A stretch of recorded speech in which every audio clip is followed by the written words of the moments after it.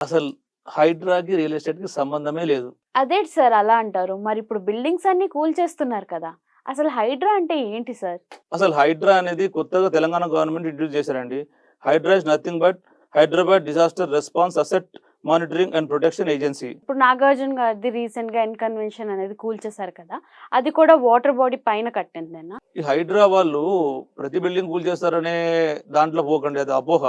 ఎవరైతే water bodies లో construction చేశారో వాళ్ళ బిల్డింగ్సే ఇల్లీగల్ గా ఉన్నాయి కాబట్టి కూల్చేస్తున్నారు. యాజ్ ఎ కస్టమర్‌గా నేనొకటి కొనాలనుకుంటే అది ఏ జోన్‌లో ఉన్నదని నాకెలా తెలుస్తది? దీనికి హెచ్ఎండిఏ వాళ్ళు ఒక సెపరేట్ సెల్ తార్నాకలో పెట్టారు. ఓకే.